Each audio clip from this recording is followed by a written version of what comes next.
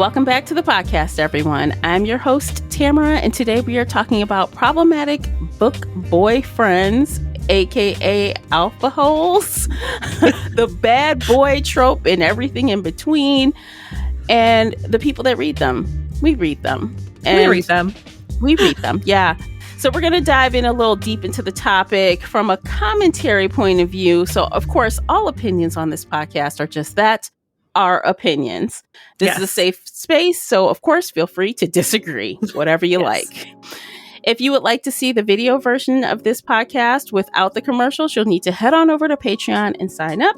Don't forget, you can also join me and my two co-hosts over on the Book Clubs app for even more bookish chats. Please subscribe and like the podcast wherever you're listening. If you want to reach out to me, you can find me everywhere at Shelf Addiction. Joining me today is feature co-host Casey from Heart Full of Ink. Welcome back, Casey. Hello. I'm so excited to be here. Tell everyone where they can find you online. You can find me on Facebook under Heartful of Ink or on Instagram under Casey_Heartful of Ink. All right. You know, we do talk spoilers here. We're going to try to stay away from spoilers, but we're going to be referring to some examples that may be a little spoilery. We're not going to give a plot twist or anything, so don't worry about that. But of course, we have to support with examples, so that's what we're going to do here. So, bad boys, alpha holes, the whole nine. What do you think about those, Casey? Big question, I know. I love them and I hate them at the same time.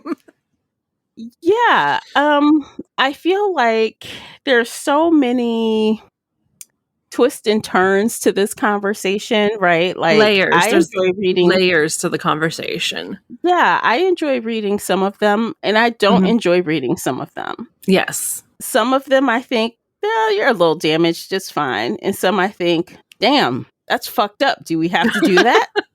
And sometimes being damaged is okay. Like, you can grow together as characters. And, you know, when they have the tragic backstory, you feel more for them and you want to hug them and watch them find happiness because, you know, we all just want happiness after we've been traumatized. And yeah, when they have that backstory, we want to hug them. But sometimes they can have that backstory and then be absolute assholes and you're like, nope, I just want to kick you in the balls. Honestly, we're all damaged. Let's keep it real. Oh, true. 99.9% of the world and fictional characters have some baggage, right? Yes. It's how they deal with the baggage and how the character comes across. Because guess what? We're all damaged. Do we have to be assholes to people? No. Do we have to boss people around and talk shit Absolutely to them not. and make them feel bad? No. So why do we like that? Some of the most damaged people are also some of the kindest people you will ever meet. Exactly. So damage does not excuse anything. No. So I guess at the highest level, I guess the question I wonder is, why do we like bad boy characters, especially when they are crossing the line into alpha holes or crossing the line into being very problematic? Like, why do we like those? I think at the absolute tippy top baseline, it's that they're not boring.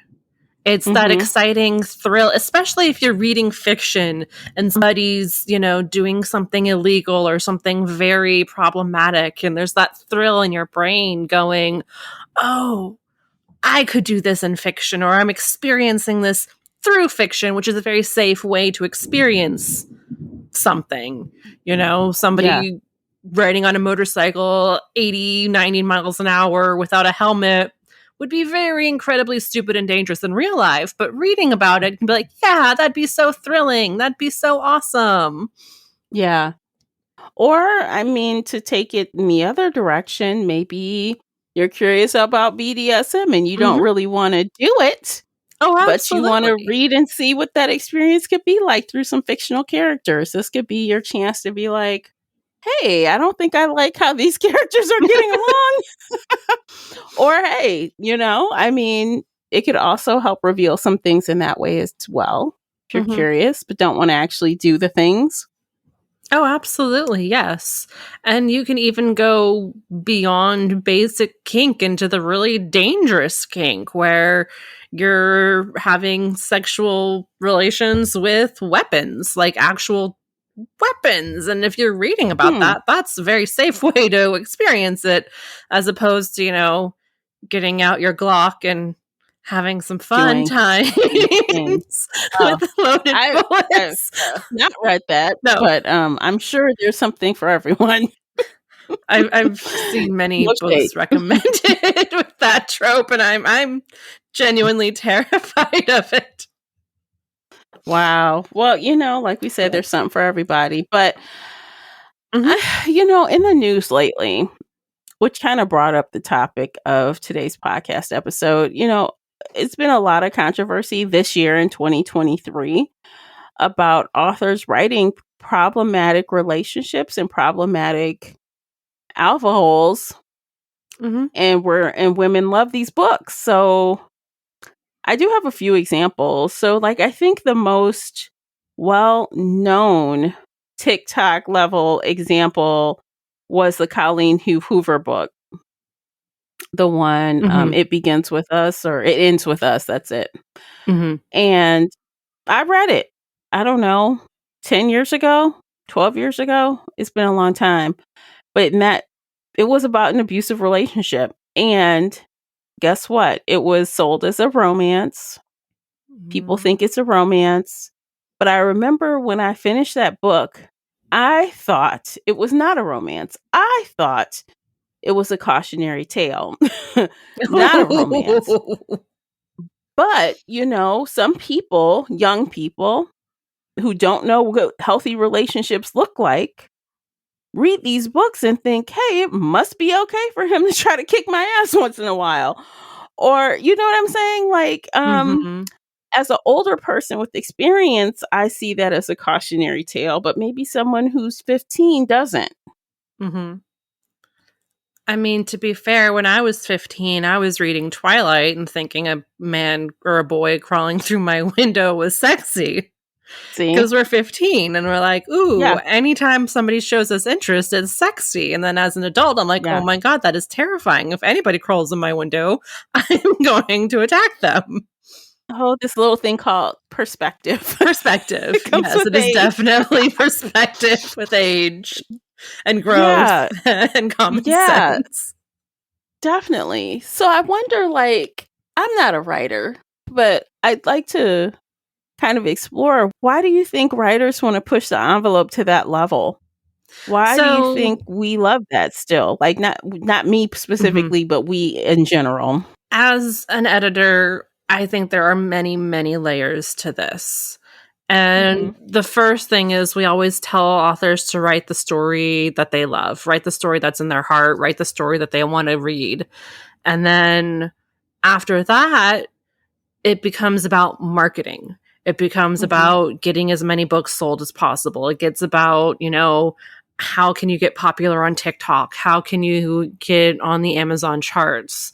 And so I think in recent years, specifically, authors are trying to push the envelope so they can get the most views on TikTok. So they can say, Mhm. hey, I have a gun scene. If you want to buy my book for this crazy special gun scene. Right? Mhm. Because we have readers who are in Kindle Unlimited who can read a book a day who are like, I read 50 Shades of Grey 10 years ago and now I need something new, something to keep me interested. And they've, I don't know why I'm on this gun kick, but they're like now into gun sex, basically. Hmm. And Hmm. so again, I think it's part of that marketing and that pushing the envelope to be different and unique and to be like, hey, I wrote something that's totally different. So you need to buy my books. And, I mean, there's all kinds of So crazy, I dark, read dark something romance. edgy, Yeah, so come edgy. and read it. It's Mhm. edgy. It's different. It's, out there. It pushes the envelope. And so Yeah. then it gets picked up by Book Talk because everybody on Book Talk's like, I want to be the next big thing. I want to have the next trope. I want to have whatever. And so I think Yeah. that's part of the issue right now is finding or is pushing that envelope to be the trend or to get on top of the trends. Because I do think there is definitely, and I saw one author on YouTube who seriously, she has her books like, these are like the X-rated ones. You can buy them with the cover or a blank cover so no one knows what you're reading. These are the medium spice. These are, I mean, it is categorized like that. And I'm like, wow, I am impressed. I am impressed because she has the marketing knowledge and the reader knowledge that, you know, I have all these different people reading these different level of books, and I know that they also don't want to be displaying all the things that they're reading. And you have trigger warnings galore for all these books, which I appreciate. Good. Yes, that's the other thing, is authors need trigger warnings. Absolutely. With all of this. Yeah, I mean, don't, again, here we go again with like the labeling of books in genre. But if it's a romance, it can be a romance in your opinion, but you need to say, you know, people out here have real trauma. You have to say, hey, these things are happening in this book. So if you are triggered by these things, you probably should not read it. Absolutely, yes. Because we're all traumatized. 99.99% of people, we're traumatized. We have baggage. Yeah, we have something going on. So yeah, let's see. So that's one of those books I can think of. I wrote down quite a few. Like one of them, and we talked about this book on, did we talk about this on the podcast? I think we did. I think we did a TikTok made us read it. Did we do Ice Planet Barbarians? Did we do that one? No, you read that one for fun and then told me about it because I haven't read it yet. Okay, so that one, okay. Anyway, so that one has some things. That one has some things. The Arden character in the After series by Anna Todd has some things. You know, they made movies about those, and that guy is psycho. Crazy town. But people love him. They think he is the sexiest thing. Let's see. Oh, I read this book, Things We Never Got Over by Lucy Score. Another TikTok favorite with the flowers, the daisies on the cover. Everyone loves it. The character Knox, he need therapy. Oh, God. Big time. I mean, he's not the worst. He's not as bad as Arden's character. Not by a long shot. But damn, the whole book, he talking shitty to her. Like, goddamn, do you like her or not? And that's what I don't get. So like there's that fine line, and it's different for everybody.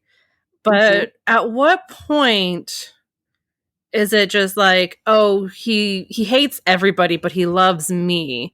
But then sometimes that gets gray where he's like misogynistic to the heroine too. And he's like, oh, all women are crap and you're crap and go bake me a cake or cook me dinner or whatever. Like women belong in the kitchen. And I'm like, at what point does that lose? Like, or yeah, that's not sexy. That's just asshole. There's no, or even the self-deprecating version of that where I'm not worth shit, so I'm gonna be mean to you so you don't want me. Oh my God, save me from those men. So why is that sexy? So when I read these books, so I read the Things We Never Got Over, and at the end of it, I'm like, I mean, it's fine. I don't love Knox. Some of these people some of the readers love him. And I mean, love him. Not my cup of tea. I guess I don't like being talked shitty to. But some people like it. There is a deprecation kink. Like people like being degraded, and that turns them on. And not to yuck anybody's yum, but maybe, you know, they're getting something out of being degraded. I am not, no, that is, I do not have that kink at all, but I know people who do, and I'm just like, all right, you do you enjoy that, but I want the opposite. I don't want somebody to talk shit to me. Like, I will knee you in the balls if you speak to me that way. Yeah. Okay. So maybe that's it. Maybe it's as simple as that, because maybe it is just simple. Maybe it is as simple as all the authors are trying to find everybody's little special place and fill it for every single reader. Yeah, absolutely. And I know writers come to me all the time. They're like, how do I write the next bestseller? I need to have all of these tropes and all of these things. And, maybe then TikTok will love me. And I'm like, no. Pick one or two, pick what you love, write the story for you, and then figure out how to market it later. Don't write to market or write to trend or write to push the envelope, because then what are you doing that for? Like, why are you writing if it's just to push the envelope, Well, sometimes I think that is what they're doing ultimately. And sometimes it does come across as just that. Like, you could be reading it and it's like, come on, this doesn't. And it maybe is them trying to push the envelope in every which way. How much can I do before people are turned off by it? I don't know. And there's literally something for everybody. There are monster books out there with like actual monsters having sex with women, and people are into it. There's one with a giant spider, and I see the artwork from that, and that just terrifies me because spiders are gross, and like I don't want to think about spiders and sex. Let's not. I mean, that is just irate. I cannot. Yeah. And again, we're getting distracted. Not to yuck anybody's yum, but for me, it's irate. Not spiders, guys. No. Spiders.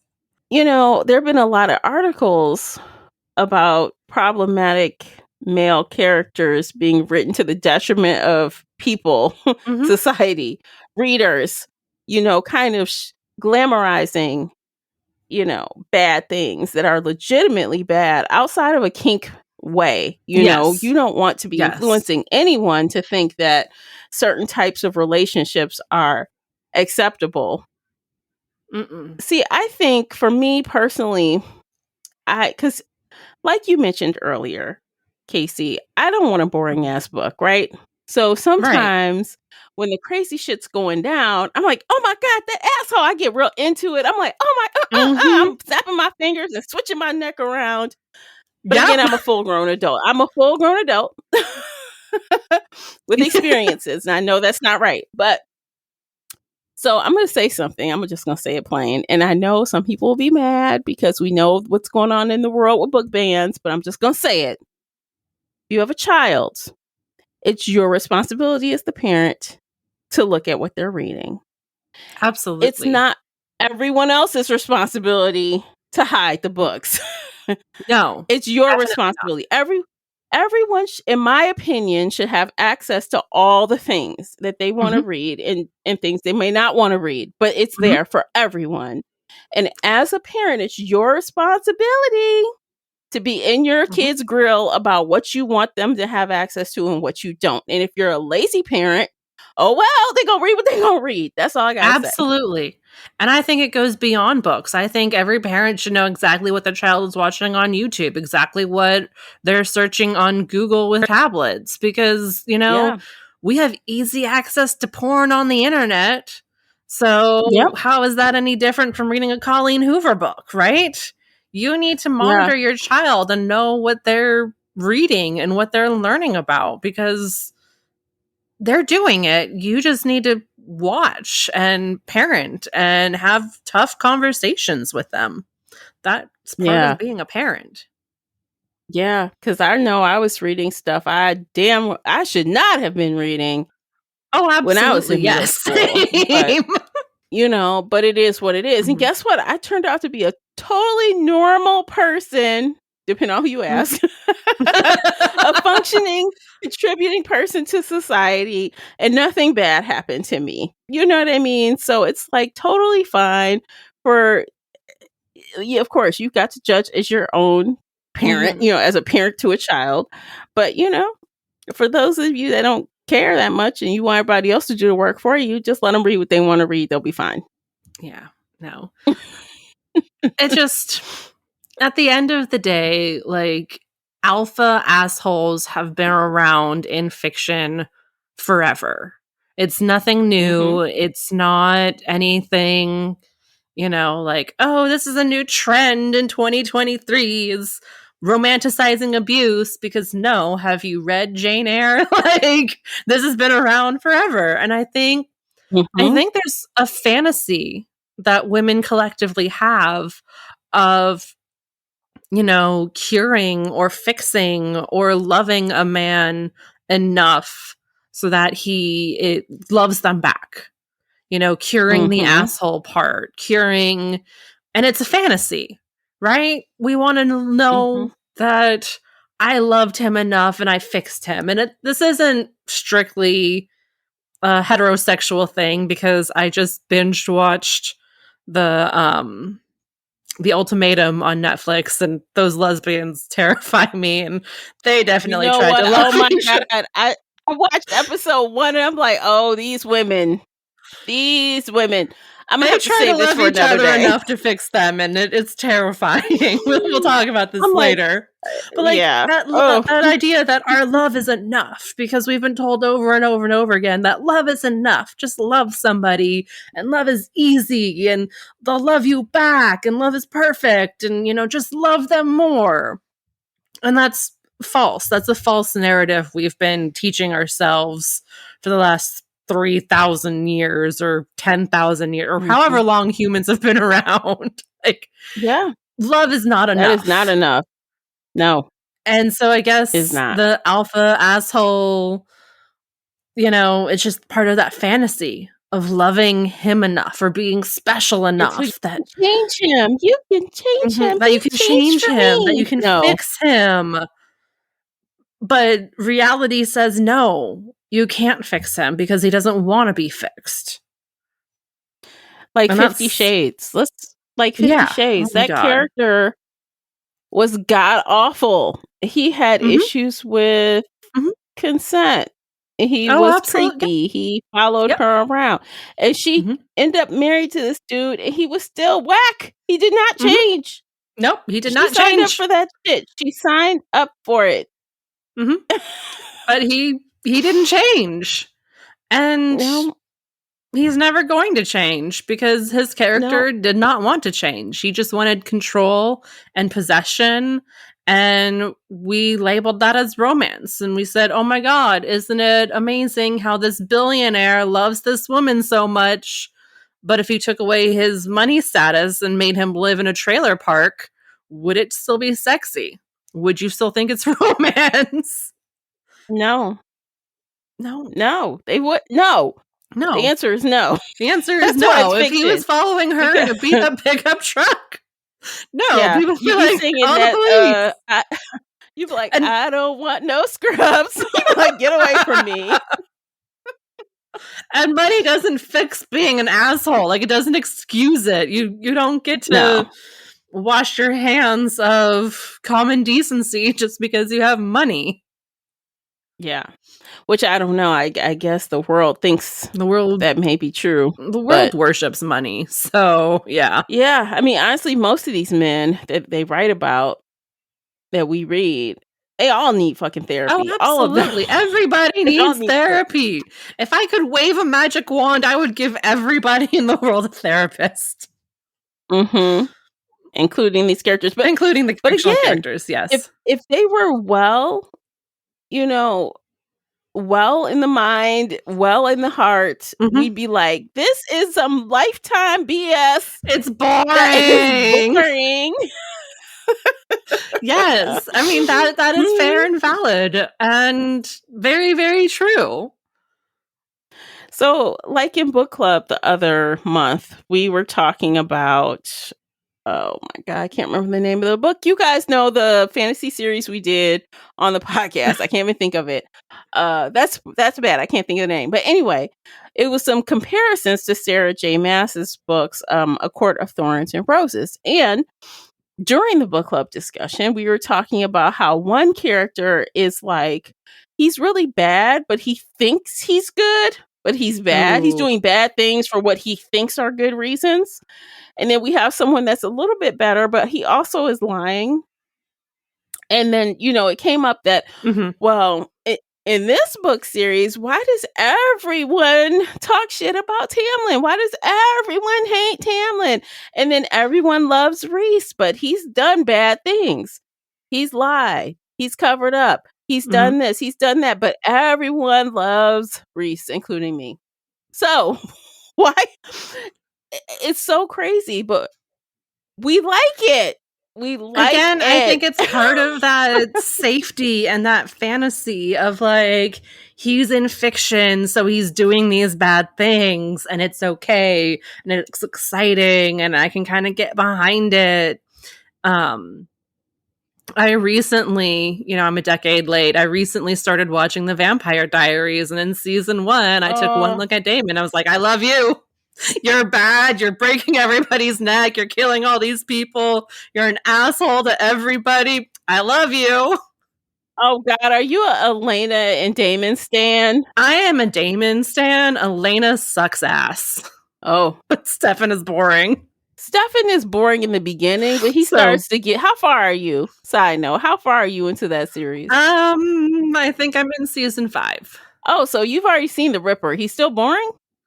Yeah, I've seen... Yeah, he represses that. I'm bored.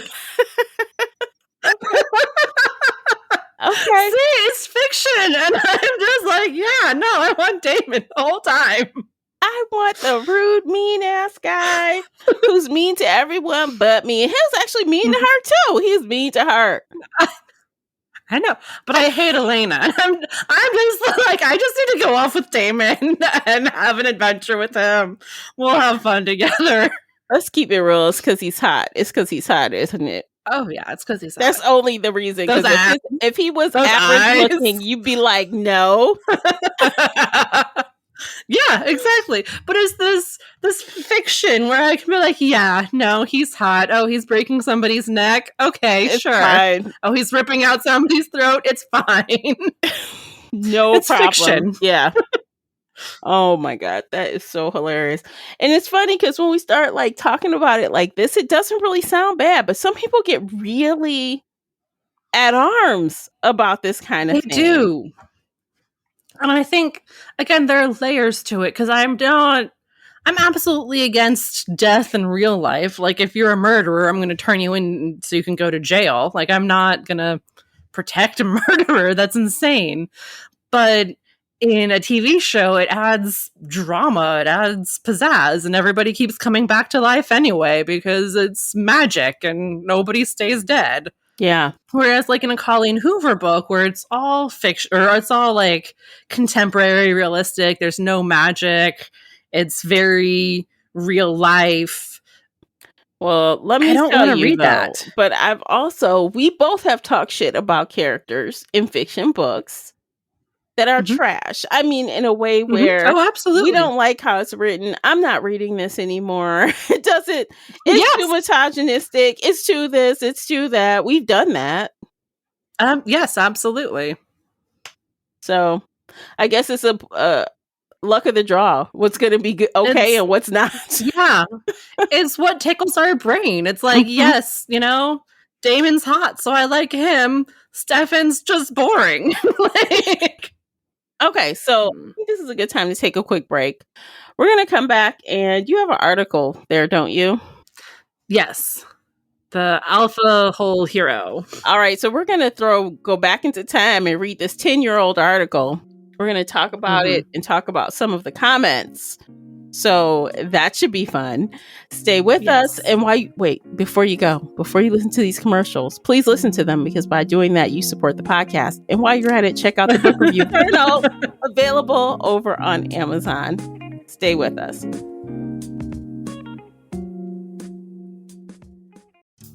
Today's episode is brought to you by the Shelf Addiction merch store. Check out all the bookish t-shirts, notebooks, mugs, and more. Don't miss out on these original designs, perfect for any book nerd. Support the podcast and visit shelfaddiction.com/merch and pick up your next favorite bookish item. Welcome back, guys. Let's talk about this article. Let me pull it up as well. Okay. So, Casey, tell me how you came across this article. Google. I mean, I used to follow Smexy books back in the day. We all went to cons together back in 2012, 2013. So I knew, like, when I was searching for resources on alpha holes, I was like, oh yeah, remember the bloggers back in the day? I wonder if any of them had stuff. So I was Googling and this one popped up. And so, yes, this was published back in 2013, a full decade ago. And man, that makes me feel old. Yeah. But it was Mandy who wrote this, and she was talking about alpha holes or alpha assholes, excuse me, and what's the difference between them and just an alpha hero in general. And she got a bunch of comments from people, but I want to read the first one from her friend Penny, who disagreed. And Penny said, I actually think this brings up a more important topic in the romance genre, which is what constitutes a hero. I think an asshole is an asshole, not a hero. A real asshole may not have redeeming qualities and may not be heroic in any way. I also don't think Barron's is an alpha hole. He is an alpha. Plenty of heroes are possessive, cranky, controlling. They can be jerks. Alpha all the way, not necessarily alpha assholes. I think we disagree on the term. I don't see it as being benign or as the equivalent of alpha. I think some folks see jerk equals alpha hole, which would probably apply to most romance heroes. For me, one huge difference is motivation.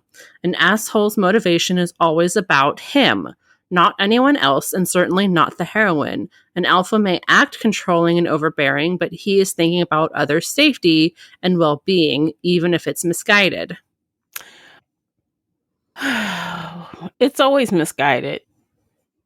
Because it's always misguided. Like, okay, that's the thing about, I think she's right in a way. I kind of agree in a way, but that's why they're called alpha holes. Like the alpha in them is making them think they are doing this for someone's best interest. I must protect you. You need me. But it's really for them. They're assholes about it. Yes.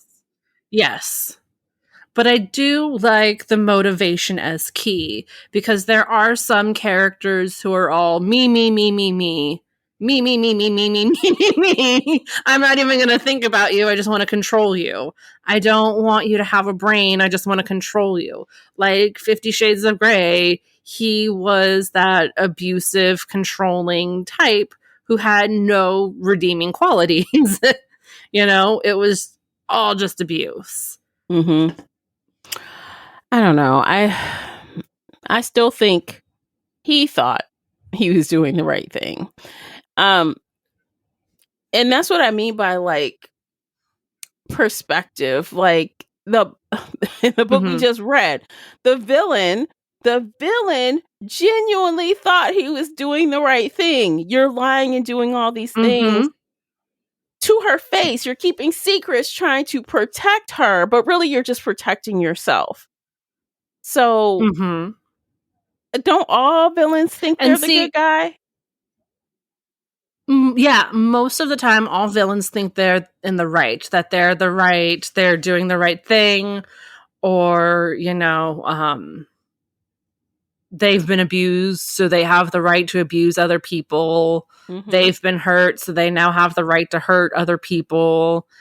But I think there's a lack of empathy between that kind of villain and somebody else who's been abused, who's like, no, I'm not going to blow up this hospital. I'm going to save these kids, but I might blow up like a different Capitol building or something and get rid of politicians. And that's the kind of villain I can stand behind, because if you've been abused by the government and you want to attack the government, great. But if you've been abused by the government and you're just going to go kill a bunch of kids in a hospital, like, no, you're fucking...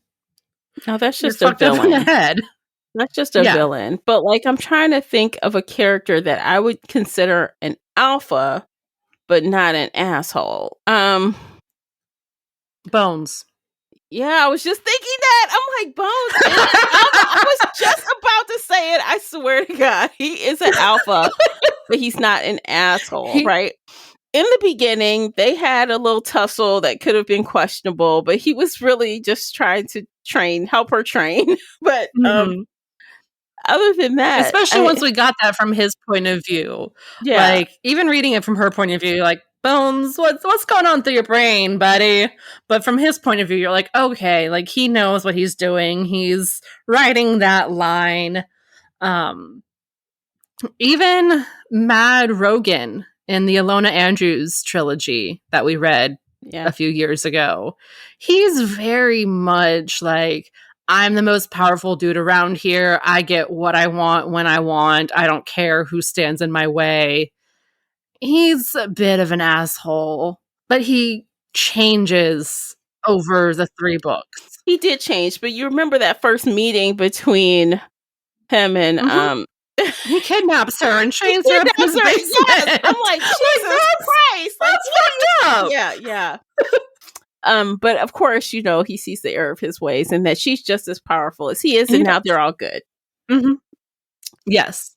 And he sees her as an equal now. He's not controlling her. He gets along with her family. He respects her. He has a good, strong relationship with her mother. He doesn't like insult them or use misogyny to like belittle them. He doesn't hate her cousins for having less magic. Like he grows and changes over the entire trilogy. I can think of one more person that fits this box, and it's not a coincidence that these are our favorite fucking people, and that is Adam. He is the alpha, but he is not an asshole. He really he is not perfect. He's got his flaws, which is acceptable, but he really because he's genuine, so to speak. But he is genuinely a good guy. He's not even like an asshole like Rogan in that way, right? He is genuinely just a good person. He tries to do the right thing. He wants to take care of his daughter. Yeah. He cooks for his people. He, you know, invites everybody into his home. He just... And you guys, we're talking about Adam from the Mercy Thompson series, in case I didn't say that. So... he argues with Mercy through the car in her backyard, right? Like, even when they're arguing, he's never belittling her or insulting her. Sometimes he gets pissed at her because she doesn't accept his protection. But it's like Mercy's actually being stupid to reject protection. She's just being stubborn and like, no, I can fight a volcano god by myself. And you're like, no, Mercy. No, you cannot. You're a 35-pound coyote. Right. You need help. So it's not, you're right. These 3 examples I think are rare. They're less common than they used to be, I think. We get a lot more of the other type of alpha now. And I think it's people trying to push the envelope and be edgy and get those clicks and be like, hey, I wrote about an alpha who's in charge of his entire wolf pack and he hates everybody, but he's going to fall in love with this one girl and she's going to change his life. And it panders to that fantasy of changing the asshole. Whereas, you know...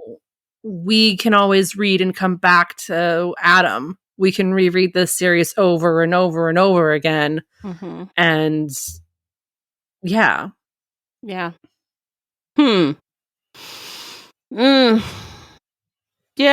I want more of those kind of alphas. Can somebody write more of those kind? Because it's still fun to read. So it's not boring. Never read Nalini Singh, but she does write those kinds of alphas. They're very kind. They're very nurturing. They're constantly hugging and cuddling with people, and like they're good people. They're good guys, but they are very alpha. They are very dominant. There's almost 30 books in the series, so I don't know if you want to start. I'm not engaged with that right now. I have too much. That's too daunting. Too much. I needed to start that 15 years ago to even contemplate something like that. But yeah, you know, we even tried to reread the BDB books, and that was kind of a fail for me. I think so. They're assholes. Like, Yeah. actual assholes with very minimal redeeming qualities. Yeah. They and minimal changes. Yeah, especially those early books, they are just whack. These dudes are whack. Like, what the hell? What is sexy about and those that? were written 20 years ago. So again, like Yeah. I don't know, I guess pushing the envelope then, because the vampires were new-ish to publishing. We were just starting the paranormal romance genre, so to speak. Yeah. But like reading those original books somewhat recently, and then I read Lassiter, right? The newest book. She has transformed those characters. And I have to figure out, I don't have to, but I am curious about when they started transforming, because the king is not the same as he was back then. He is very different now. I'm like, oh, damn, that happened to him. Dang. I had some sad feelings for him. But I just feel like she's done a lot of work, or maybe that's just her evolving as a writer. Because like you said, they're very harsh. And I couldn't even tolerate it to read the next book. I was so over it because I couldn't. I can't even say when it starts to change, and I have no tolerance to go through that whole thing to try to figure it out again. I wonder if it's when he got his second book, because, he was Dark Lover, book 1, but then he got the King on like book 12 or 13, I think. I don't remember where. But like, that's a good long time for some character growth and to get a whole new book and then to keep evolving. Because after she went back and gave the originals their new books, The King and the Beast and whoever else, then she started, doing like, everybody's going to be thrown into a book. Yeah. That is about for a while. That's probably the trigger, because then, they start having kids and adopting kids. And it seems like when the kids come into the picture, their attitude changes a little bit. They're still alpha. They're still protective, but they're not talking to people any kind of way and treating women like they're the gum on their shoe. Well, that's good. You don't want to raise your kids to act like that. Train the new generation to be better. I mean, now they're just trying to smother the young teen girls. Like, you can't do shit, go nowhere. You stuck in this house. Oh, God. The misogyny of that alone. They're pulling that bullshit now. So it's shifted from the lovers to the children. Oh, God. I know. Like, oh, my God. All right. Is there anything else in this? Any other comments? Let's take a look. I think that's about it. Or comments you wanted to read? Yeah, or have feedback on. That's the only one you highlighted. That was just the top one that I highlighted. There was a couple others. Tori said an alpha hero wants to protect his lover, but knows trying to control her will often cause her to leave him. An alpha whole hero wants to make the heroine completely dependent on him. Her submission to his authority is his ultimate goal. His need for complete control makes her less human and more possession. And yeah, that's basically what we were saying, was like, it's not, she's a possession. She's a thing that he wants to control. And that's not sexy. No, even if he thinks that's not it. Like, again, I will refer back to Tamlin from Akatar. He thought he wanted Feyre. He did not. He just wanted to have her as a thing in his castle that could not leave. He wanted to have her as a thing.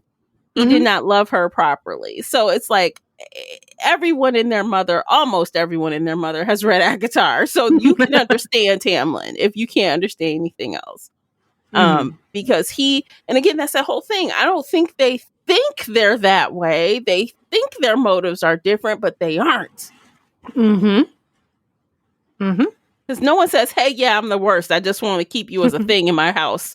No one's going to say that. Nobody's going to say that. Nobody's going to be like, oh, hey, I'm actually secretly a narcissist. And like the fact that you might leave me makes me crazy. So now I have to control you to make you not leave me. Like, nobody's that self-aware. And if they are that self-aware, then they've done a lot of therapy and they're not going to try and control you anymore. Yeah. So yeah, no. If you're curious, the Alpha Hole Hero, it's from smexybooks.com. You can Google it. It will pop up. You can see who said what, and everybody has their own opinion. And it's really interesting to see how this conversation could still be applied to books today, 10 years later. Like, it's not a new conversation. It's not a new thing that has suddenly happened to the romance genre. It's been around for a hot minute. Yeah, it has. And all this other stuff too, all these other aspects of the negative relationships have been around as well forever. So, I mean, I don't know. I guess pick your poison, but just authors, please put like warning labels on stuff, Put trigger warnings. Yeah, and just put it on your website. Put it on the bottom of your synopsis or something. Give people a heads up. That's all I care about. Give people a heads up so they can make intelligent choices on if they want to read that or not. Yeah, absolutely. Yeah. And I mean, just let people read they want to read. Everybody. Don't yunk anybody's yum. And just because somebody is reading something that you think is problematic, like if you think that, this is promoting abusive relationships. Is it though? Or are you just being triggered? And can you give the person reading enough credit and their intelligence to be like, they know this isn't romance. They know this is different. Or maybe they just need to have growing pains, right? Yeah. Like, I read Twilight at 15, thought that was sexy. Definitely don't think that's sexy now as an adult. Yeah. And if you're that concerned, if you're worried about kids, again, just talk to them. Talk to your kids about what they're reading. Maybe you want to read something with them and have book club. Have a book club with your child. How about that? Or, just monitor what they're reading. Because as adults, for us adults, though, come on, just leave people be. Leave people be and leave the kids be, too. They figure it out. We turned out fine. Exactly. Okay, what else? Is there anything else on this topic, or do you think we've beat the bush I'm sure there's a lot more we could dive into, but I think we've hit the main points of like alpha assholes have been around for fucking ever. They are assholes, but some of them have redeeming qualities. Some of them go through redemption arcs and actually change, and sometimes they don't change. And it's up to you to determine like what you like and what you want to read. And is it just a fantasy for you? So, yeah. Yeah. Basically. Then mind your business. That's it. Mind your business. Story. That's what I think. Yeah. That's it. Period. Nothing else to say on it. So yeah, let us know what you think about, problematic bad boys or book boyfriends or whatever you want to call them, problematic relationships, all of that. Let us know where you stand on the matter. I'd like to hear. Tell us. Yes, tell us all the things. It's fun. It's a good conversation to have with people. Absolutely. I mean, honestly, that is the point of book club and book communities, is to just have good conversations and be open to others' opinions, right?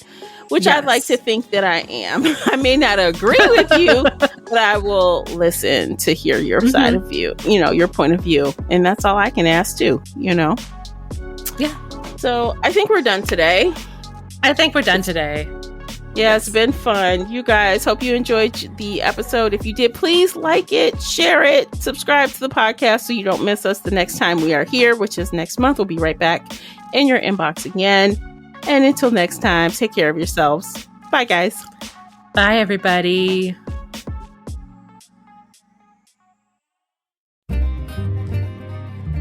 If you enjoyed today's episode and would like to show your support, there are a few things you can do. Head on over to Apple Podcasts and leave a positive 5-star review, or like this episode on your favorite podcast player. It seems so simple, but it really helps me out. You can share this podcast with other book nerd friends or on your favorite social media space. You can also join the Shelf Addiction Patreon family. For as little as $2 a month, you will help us produce even more awesome content for your ears. You can also consider joining the Shelf Addiction Official Facebook group, where we talk all things bookish and more in a safe space. The Shelf Addiction Podcast is a part of the Nerdy Maven Network. You can also reach us via email at info@shelfaddiction.com. Thank you for listening.